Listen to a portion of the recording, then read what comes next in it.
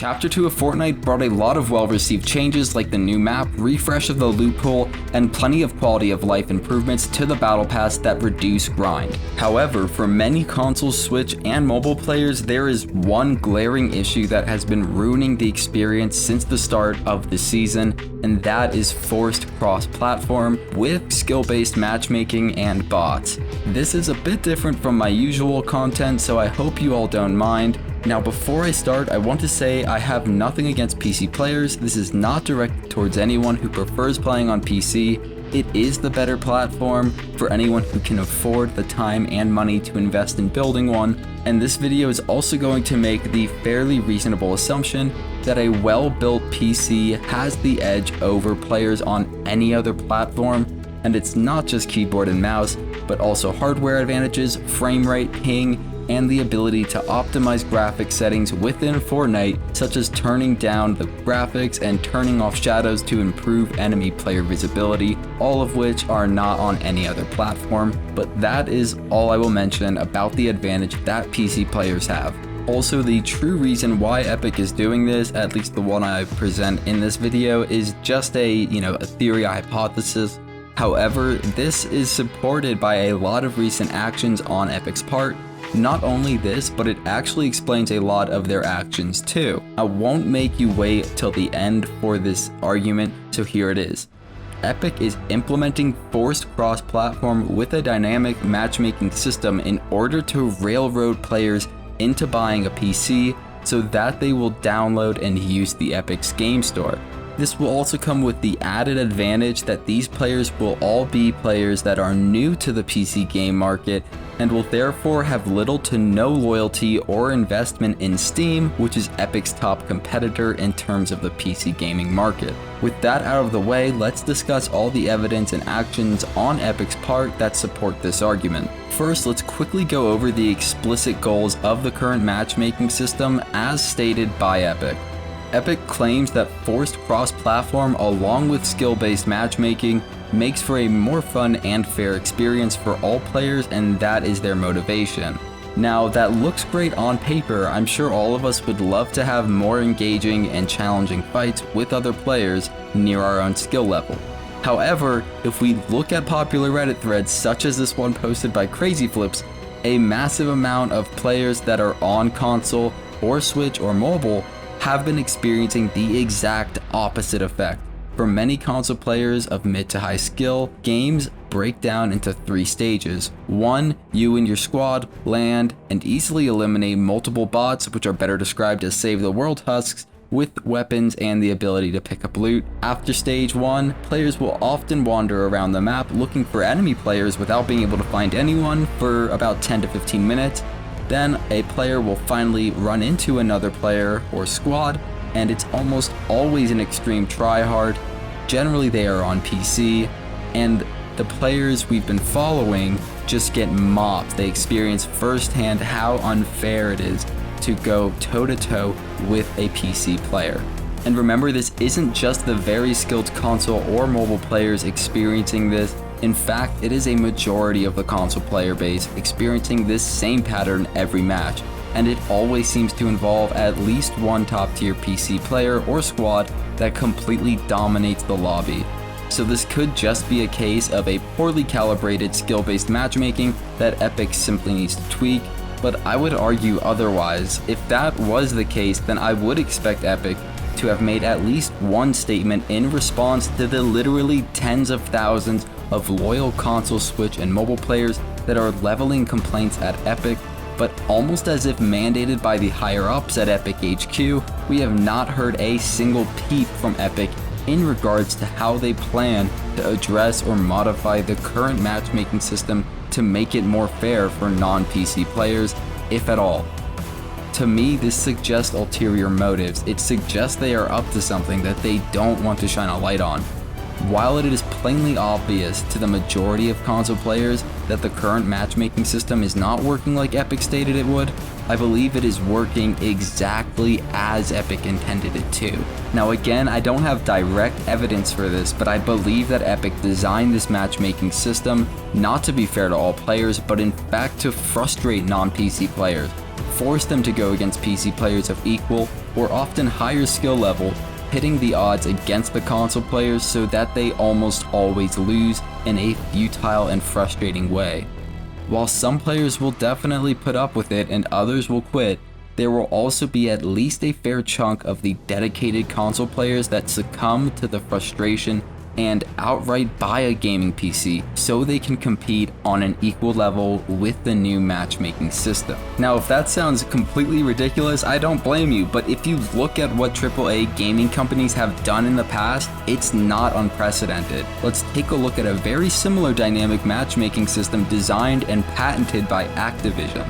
In this setup, player 1 is railroaded into buying a pay-to-win item by a matchmaking system that purposefully places that player against another player with that pay-to-win item. The first player will inevitably lose without the pay-to-win item, causing frustration and perhaps manipulating them into buying that pay-to-win item so that they'll have that same advantage that they were beaten with. As scummy as that is of Activision, it seems like Epic is now taking this whole scheme to an entirely new low. So now for Epic, what if instead of pitting player 1 against a pay-to-win player, there was a system that instead pitted player 1 who might be on console against another player that is playing on PC, and so they have that advantage over player 1. In that case, you have a very similar matchmaking system as the underhanded one patented by friggin' Activision, except with the end goal being to manipulate console players into buying a whole PC rather than a single item, to have that advantage that they got beat over the head with. Now here's where you might say, what interest does Epic have in getting console players to switch over to PC? How does that help them?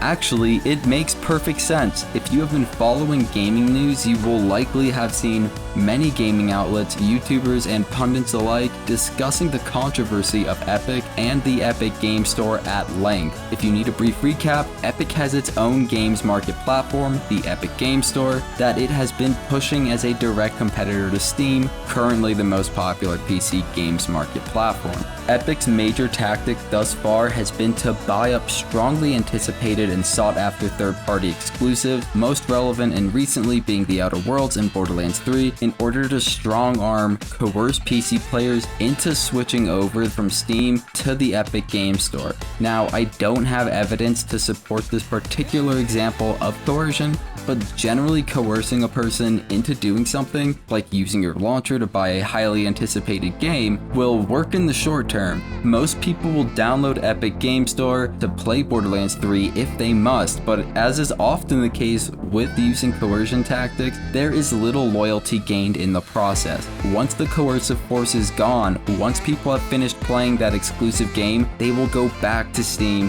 where their loyalties and their library of games are. Now again, I don't have the data to support this claim, but it's important to notice that Epic has pretty much stopped buying up high-profile exclusives in recent weeks, so it isn't far-fetched to speculate that this exclusive tactics was deemed a failure by Epic's higher-ups, ultimately not worth the monetary costs or bad press that it got. So coercion doesn't work, at least not when it is as blatant as is the case with Epic buying up PC exclusives. But what if the coercion was made more subtle, like in Activision's patented matchmaking system, manipulating players in a way that is not so obvious and direct as to tip off those you are coercing and manipulating? And that's kind of when it hit me. Epic has a base of players, a very large base of players that are loyal to them, invested in Fortnite, and that also have no ties with Steam, and that's their non-PC Fortnite player base. If Epic could figure out how to get their console Fortnite players to switch to playing Fortnite on PC, they would effectively give rise to a new wave of PC gamers with no ties at all to Steam, and with the Epic Game Store as their likely platform of choice, there is little risk of former console players returning to console once they've invested in and experienced the major advantages of playing on PC versus console. Epic will have successfully used an insidious coercion tactic to generate a, albeit disgruntled, stable player base for the Epic Game Store in their ultimate goal of dominating the PC games market. If you need evidence of this, just remember, Epic has thrown millions of Fortnite dollars at buying up high-profile exclusives that have nothing to do with Fortnite. They've already shown they are more than willing to dispose the money of their Fortnite players on efforts unrelated to the game they are spending money on in order to prop up the Epic's game store. Now it would seem they are willing to dispose of the console players themselves that quit playing Fortnite out of frustration with the new system so that they might manipulate a smaller portion of more dedicated Fortnite players into doing what it takes, which is probably an arm and a leg, to switch over to playing Fortnite on PC in order to have that PC edge, to make Fortnite fair and fun to play again. If true, this is the ultimate and scummiest pay-to-win manipulation scheme to grace the gaming scene, and it's happening under all of our noses. Now, I hope this isn't true. I don't want it to be true, but it has been weeks now that a majority of console players have been expressing the lack of fairness with the current matchmaking system, and Epic's response to the issue is non-existent. They continue to be active on social media, tweeting about new features in Fortnite, new modes, new cosmetics, the Storm King game mode, and more. They are happy to discuss anything but this very important topic, and to me, that is a sign of something wrong. Furthermore, Rising posts on the official Epic sanctioned subreddit that discussed this very issue and Epic's silence regarding the issue have been taken down by mods in what I can only assume is Epic's attempt to cover up and hide their true intentions. So until we get an official statement, until we get an explanation to the patterns we've all been seeing, I could only assume the worst.